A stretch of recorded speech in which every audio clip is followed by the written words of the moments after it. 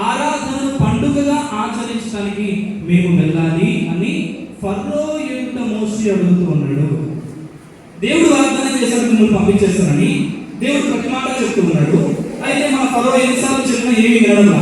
అయితే మోషే గారు ఫరో గారి దగ్గరికి వెళ్ళి మాట్లాడుతున్న మాట, మేము మా సమాజం అంతా, మా దేశం అంతా, మా ప్రజలంతా ఆయనను ఆరాధించడానికి, ఆ ఆరాధనను పండుగగా ఆచరించడానికి మేము వెళ్ళాలి, మమ్మల్ని వెళ్ళనివ్వండి అని అడుగుతున్నాం. ఎందుకట? పండుగగా ఆచరించడానికి, దేనిని? ఆయనను ఆరాధించడానికి, ఆయనను కీర్తించడానికి, ఆయనను ఘనపరచడానికి పండుగగా ఆచరించాలి. ఒక మాటలో చెప్పాలంటే ఆరాధనకు వచ్చే ప్రతి వారు కూడా ఒక పండుగకు వెళుతున్నాను అని చెప్పి దాన్ని ఆచరించాలి. ఆరాధన ఎలా ఆచరించాలి? పండుగగా. నువ్వు పెళ్లికేమో మంచి వస్త్రాలు ధరిస్తావు, మందిరానికి నైట్ ప్యాంట్ వేసుకుని వస్తున్నారు బ్రదర్స్ చాలా మంది ఉన్నారు కదా. షార్ట్ వేసుకుని మందిరంలో కూర్చుంటున్న వాళ్ళు చాలా మంది ఉన్నారు కదా. విచిత్రంగా చేతికి బ్యాండ్లు పెట్టుకుని కూర్చుంటున్న వాళ్ళు చాలా మంది ఉన్నారు కదా. నువ్వు అదే పెళ్లికి వెళ్తే ఎలా ఉంటావు? ఇక్కడి నుంచి ఇక్కడికి చెంపచెవరాలు, ఇటు నుంచి ఇటు మంచి పాపిడి పిల్ల, ఇటు నుంచి ఇక్కడికి మంచి ముప్పుడుగా, ఇటు నుంచి చెవులకు కమ్మెలు అన్ని ధరించి అలంకరించుకుని ఒక పండగ అసలు నీలోనే కట్టేస్తుందేమో అని ఇంకెవరి దగ్గర పండగ లేదని అంత గొప్పగా రెడీ అవుతావు. కానీ దేవుని దగ్గరికి వచ్చేసరికి చెంగు తీసి ఎప్పుడు తుడుచుకోవడమే, ఇంకెప్పుడు ఏడిపోయినా దేవుడి సన్నిధిలో ఆనందం లేదనుకుంటున్నారా? దేవుడి సన్నిధిలో సంతోషం లేదనుకుంటున్నారా? నా దేవుని సన్నిధిలో నిత్య సంతోషం. ఎఫెసీ సంఘానికి కూడా మరొక పేరుంది, ఆనందమైన సంఘము అని. ఎప్పుడైతే దేవుని వాక్యాన్ని అపోస్తలుడైన పౌలు చేత చేతబట్టుకున్నారో ఆ సంఘానికి మరొక పేరు ఏంటంటే ఆనంద నిలయమైన సంఘము. మనము కూడా ఏ సంఘంగా ఉండాలి? ఆనందకరమైన సంఘముగా ఉండాలి. ఆరాధన పండుగగా ఆచరించే సంఘముగా ఉండాలి. కానీ ఆరాధన అంటే ఏడుపుతో కూడిన సంఘంగా ఉండదు. నువ్వు వీటిని బాగా ఆచరిస్తావు కానీ ఆచరించాల్సిందాన్ని ఆచరించడవా? ఇప్పుడు నువ్వు మొట్టమొదటిగా లేఖనం తెలియజేస్తున్న మాట ఏంటంటే ఆరాధనను పండుగగా ఆచరించు. దీనిని చెప్తాను ఒకసారి. ఆచరిస్తారా? ఇది దేవుని సాక్ష్యమేనా? నేను కాదు, మీకు నాకు మధ్యన ఎవరు సాక్షి? దేవుడు మిమ్మల్ని దీవించిన గాక. రెండవది చూద్దాం రండి. యెహెజ్కేలు గ్రంథము 20వ అధ్యాయము. క్రొత్త నిబంధన గ్రంథంలో చూడండి. కాదా? రైట్, ఓకే, అలాంటిగానే ఉన్నారు.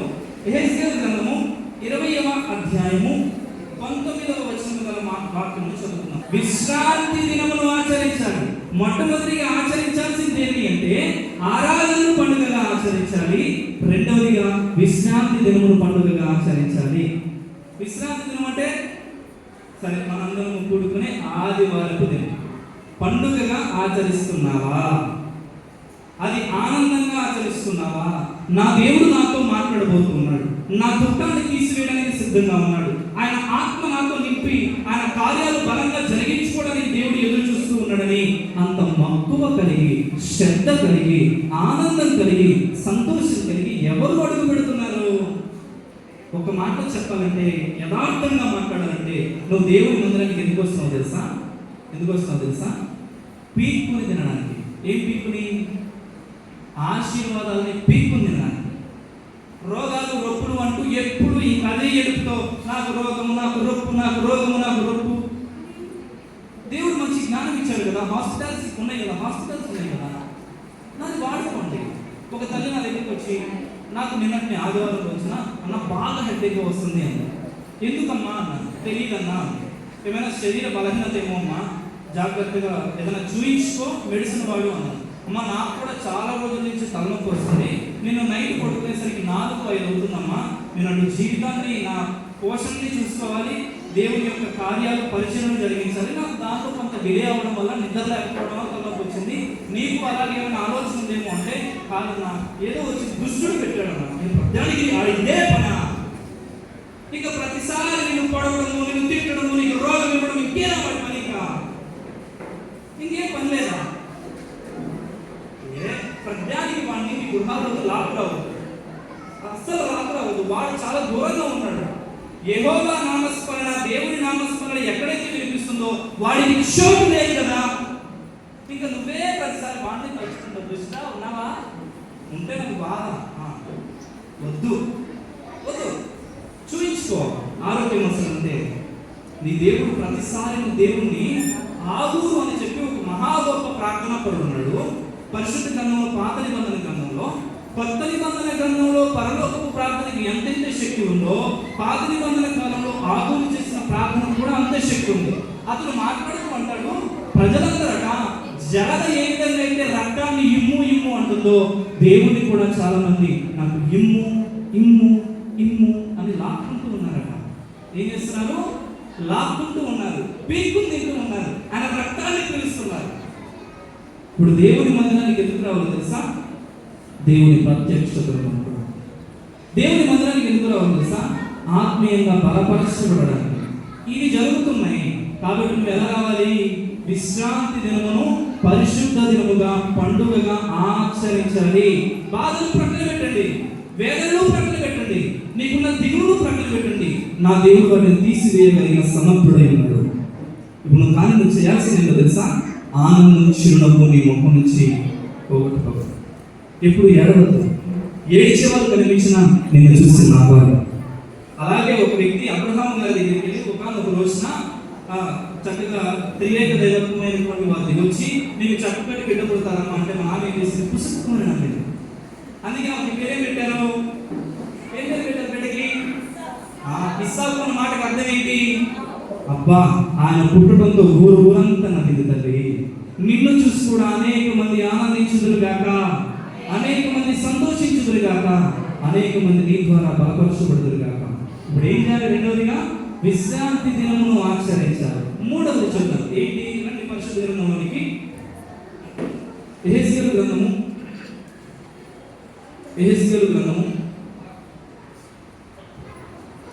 37వ అధ్యాయం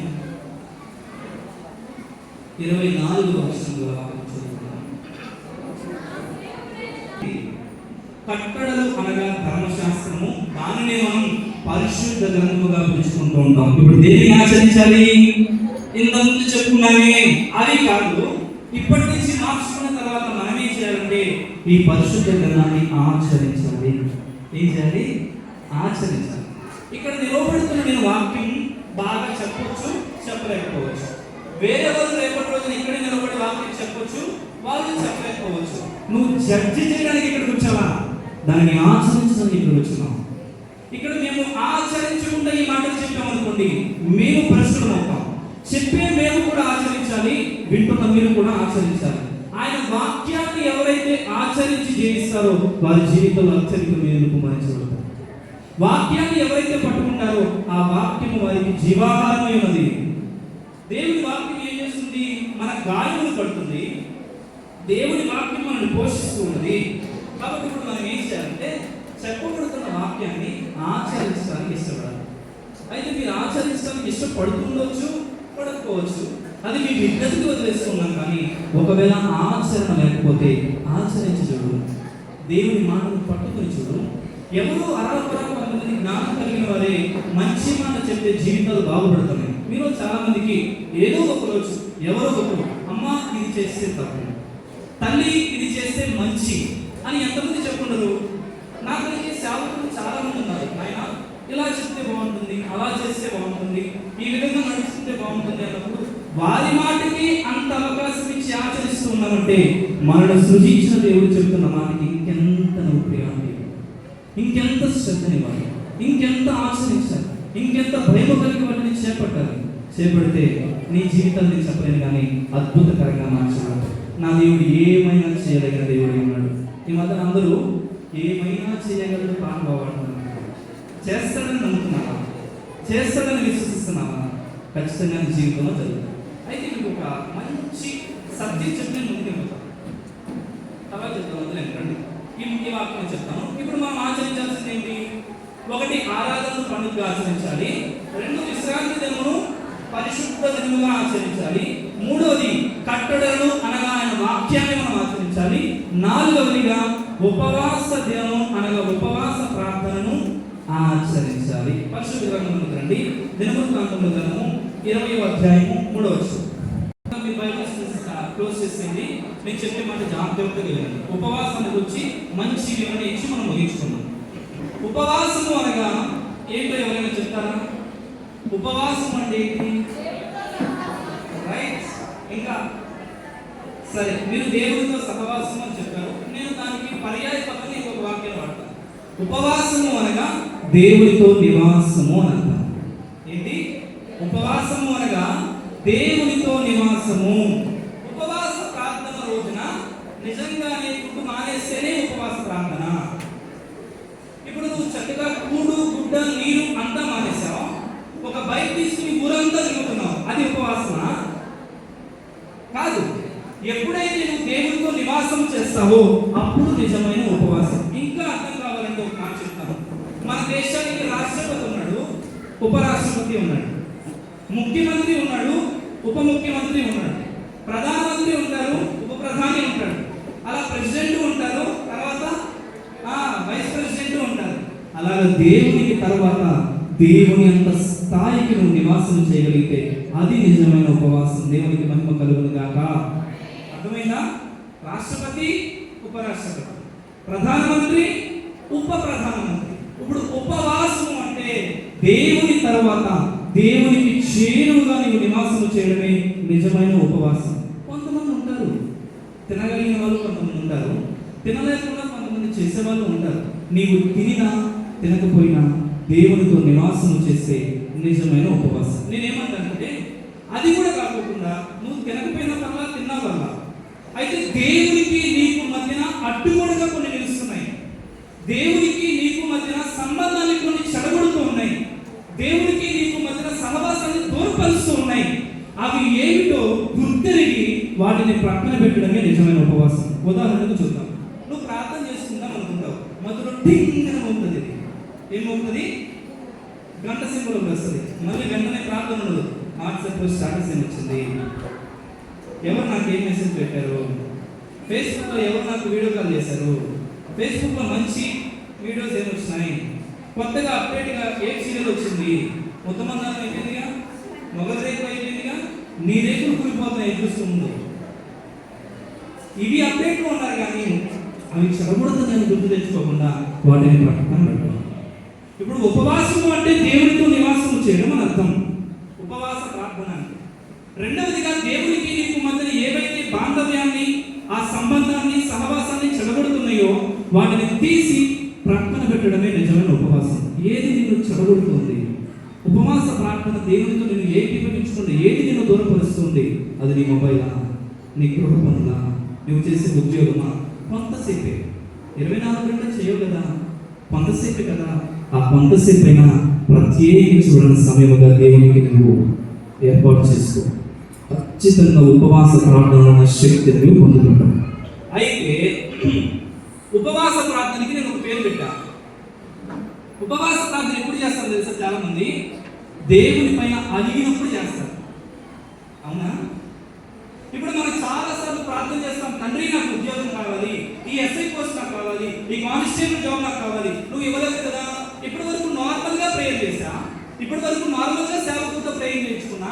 ఇప్పుడు నీ మీద అడిగా, ఇక ఇక్కడి నుంచి నేను ఫుడ్ తిన్నాను, నీ మీద అడిగి మోకరించి నువ్వు చేసేదాకా నేను వదిలిపెట్టాలని ప్రార్థన చేస్తాను. నేను అంటాను, నువ్వు ఏడ్చినా, నువ్వు ఉపవాసం ఉన్నా, నీ తలనరుకున్నా, కొన్నిసార్లు దేవుడు నీకు ఆన్సర్ ఇవ్వడు.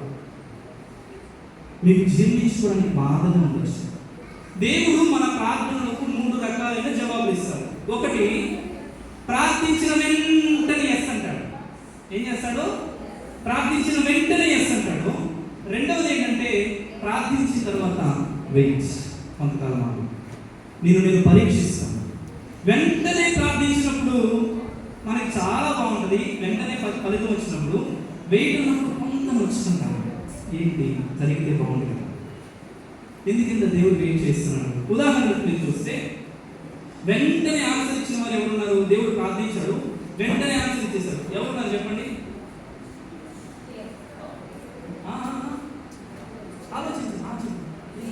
Right, okay, right, okay, right. ఇంకెవరున్నారు చెప్పండి? రావాల్సి వచ్చేసింది. వెయిట్ అన్నవారు ఎవరున్నారు చెప్పండి. అబ్రహాముకి దేవుడు ఎప్పుడు వాగ్దానం చేశాడు? ఏ సంవత్సరం అప్పుడు? కొద్దిగా పెంచుకోండి, మరి డబ్బే కాదు. Okay right. ఆ తర్వాత ఎప్పటికీ ఆ వాగ్దానం నెరవేరింది? అంటే ఈ మధ్యకాలంలో ఎన్ని సంవత్సరాల గ్యాప్ ఉంది? 25 సంవత్సరాల గ్యాప్. అంత వెయిట్ అన్నాడు దేవుడు. అదంతా ఎందుకు వెయిట్ చేయించాడంటే నిన్ను నొక్కడానికి కాదు, నిన్ను హింసించడానికి కాదు, నిన్ను సరి చేయడానికి. ఉపవాస ప్రార్థన కూడా ఎందుకంటే నిన్ను సరి చేయడానికే. ఇప్పుడు నిన్ను వెయిట్ అంటుంది దేనికి? నీలో ఇంకా స్వారూప్యతను తీసుకురావడానికి, నిన్ను ఇంకా సరి చేయడానికి దేవుడు వెయిట్ అన్నాడు. కానీ ఆగలేకపోతున్నాం. ఇంకా వెయిట్ అంటే ఎవరిని చెప్పండి? ఇంకా వెయిట్ ఎవరన్నా అన్నాడా? దేవుడు అన్నాడు. చెప్తారా? Okay right. ఎవరు చెప్పింది? నీ దగ్గర నేను ఇవ్వడానికి చాక్లెట్ అది ఇచ్చాను. Okay right. అలా మీరు చాలా చూసుకుంటే ప్రార్థించిన వెంటనే జవాబులు వస్తున్నాయి కొన్నిసార్లు, ప్రార్థించిన కొంతకాలానికి జవాబులు వస్తున్నాయి కొన్నిసార్లు జవాబే రావడం. జవాబు రాని వారిని ఎవరైనా చెప్తారా? దావీదు కూడా ఒకసారి ప్రేయర్ చేశారు. ఎవరి విషయంలో పాపం చేసి? బత్షెబ విషయంలో పాపం చేసి ఒక బిడ్డ జన్మించిన తర్వాత ఆ బిడ్డకి అనారోగ్యం వచ్చినప్పుడు మన వాడు నెత్తి మీద దున్ను వేసుకుని ధూళి వేసుకుని మోకరించి నేను తినను, నా దగ్గరికి ఆహారం ఏమి ఉందని చెప్పి దేవుడి మీద అడిగి ప్రార్థన చేశాడు. అయితే దేవుడు చెప్పింది, డేవిడ్ నో నాయనా, నువ్వు చేసిన తప్పిదానికి శిక్షను అనుభవించాల్సిందే. నువ్వు ఎంత వీపెట్టినా ఏడ్చినా నా హృదయానుసారుడిగా అయినప్పటికీ, నేను నిన్ను ఎంత ప్రేమించినప్పటికీ, నా ద్వారా నువ్వు ఫిలిష్తీయుల దగ్గర ఎవరు నిలవబడలేకపోయినా నీవు నిలవబడినప్పటికీ నేను నిన్ను కొన్నిసార్లు నువ్వు చేసిన తప్పిదానికి నో అని చెప్తాను. అసలు ఇక్కడ మనం తట్టుకోలేదు కదా. ఇంకొక వ్యక్తికి కూడా దేవుడు నో అన్నాడు. అపోస్తలుడైన పౌలు ఉన్నాడు. దమస్కు మార్గంలో వెళుతున్నప్పుడు దేవుని దర్శనం కలిగింది. ఆ తర్వాత కొంతమంది ఫిలాసఫర్స్ మాట్లాడే మాట ఏమిటంటే, అపోస్తలుడైన పౌలుకు ఒక వ్యాధి ఉంది. ఏం వ్యాధి అంటే కళ్ళకు సంబంధించినటువంటి వ్యాధి. ఎప్పుడు కూడా తన కళ్ళ నుంచి నీరు కారుతూ చాలా ఇబ్బందికరంగా చూడలేని పరిస్థితిగా ఉంటూ ఉంటాడు అని చెప్పి చాలా మంది మాట్లాడతారు. అయితే నా శరీరంలో ఒక ముళ్ళు ఉన్నది, దాని కొరకు నేను ముమ్మారు ప్రార్థించాను, నా దేవుడు సెలవిచ్చింది ఏమిటంటే అందుకు నా కృప నీకు చాలును. నీవు ఎప్పుడు బలహీనుడవో అప్పుడే బలవంతుడవు, బలహీనత యందు నా శక్తి నీలో పరిపూర్ణమవుతున్నది అని చెప్పి దేవుడు సెలవిచ్చారు. దేవునికి మహిమ కలుగును గాక. కొన్నిసార్లు నో అన్నా నువ్వు తట్టుకోగలిగినటువంటి నిగ్రహ శక్తి నీలో ఉండాలి. ఎస్ అన్నప్పుడు చిందలేయకూడదు, వెయిట్ ఉన్నప్పుడు కృంగిపోకూడదు, నో అన్నప్పుడు దేవుని విడిచిపెట్టకూడదు. ఎలాంటి పరిస్థితుల్లో ఉన్నా నా దేవునికి మహిమ కలుగును గాక అని బిడ్డగా నువ్వు తయారవుదువు గాక. ఇప్పుడు మనం దేన్ని ఆచరించాలి? వాటిని కాదు, ఆరాధనను పండుగగా ఆచరించాలి, విశ్రాంతి దినమును పండుగగా ఆచరించాలి, కట్టడలను ఆయన ధర్మశాస్త్రాన్ని వాక్యాన్ని ఆచరించాలి. 4వదిగా ఉపవాస దినమును పరిశుద్ధ దినముగా ఉపవాస ప్రార్థనను నీవు ఆచరించాలి. ఇప్పుడు దేవుడు ఎట్లా జవాబిస్తున్నాడు? 1 ఎస్ అంటాడు, ఏం పర్లేదు తండ్రి చేశావు కదా నీకే స్తోత్రం. 2 వెయిట్ అంటాడు, పర్లేదు తండ్రి నేను వెయిటింగ్, నీకోసం నేను ఎంతసేపు వెయిట్ చేస్తాను. 3వదిగా దావీదు జీవితంలో నో అన్నట్టుగా, అపోస్తలుడైన పౌలు జీవితంలో నో అన్నట్టుగా నో అనినప్పటికీ కూడా నువ్వు సంతోషంగానే స్వీకరించుకోవాలి. అర్థమవుతుందా? ఇప్పుడు చాలా మంది వచ్చి నీవు ప్రార్థించి చూడు, జరగనిది ఏదైనా ఉందా అనొచ్చు. మరి ఇక్కడ వాక్యం చెప్తుంది కదా, కొన్ని జరగవు, కొన్ని జరుగుతాయి. నేను కూడా అలానే చెప్పి వెళ్ళాను అనుకోండి, అదే భ్రమంలో బ్రతుకుతాను. ఇప్పుడు సత్యమైన వాక్యం ఏంటంటే ఎస్ అనొచ్చు, వెయిట్ అనొచ్చు, నో అని కూడా అనొచ్చు. అయితే నో అనడానికి ఎక్కువ ఆస్కారాలు ఉన్నాయి మన జీవితాల్లో. ఎందుకు? అసలు వీటిని ఆచరించడం లేదు కదా, వీటిని నువ్వు అసలు నిర్వర్తించడం లేదు కదా, ఇంకేంటి దేవుడు చేస్తారని. అయితే ఒకటే, ఏది ఏమైనా ఇవి ఆచరించి చూడు, నీ జీవితంలో మార్పు అయితే కలుగుతుంది. ఇది మాత్రం చెప్పగలరు. మార్పు అయితే సుస్పష్టతముగా నీ కనులారా నీవు చూడగలవు. రేపటి రోజున అలాంటి వారు మాలాంటి వారు మీ కళ్ళ ఎదుట నిలబడినప్పుడు సాక్ష్యం కూడా మీరు ఇవ్వగలుగుతారు. అలాగా సాక్ష్యం ఇచ్చుదురుగాక, దేవుడు ఎలాంటి ఆన్సర్ ఇచ్చినా మీరు దానిని స్వీకరించుదురుగాక. అననుకూలమైనటువంటి ఆచారాలను ప్రక్కన పెట్టి అజ్ఞానపూర్వకమైనటువంటి ఆచారాలను త్రోసివేసి నెట్టివేసి పారవేసి ఈ లేఖనం చెప్తున్నటువంటి దానిని ఆచరించుదుముగాక. ప్రభు మీ అందరినీ లేవనెత్తి ఆశీర్వదించి తమ ఆజ్ఞల వాక్యానికి అంటుకట్టబడి జీవించే విధంగా మిమ్మల్ని ప్రోత్సహించును గాక. అందరూ నిలిచి నిలబడదామా?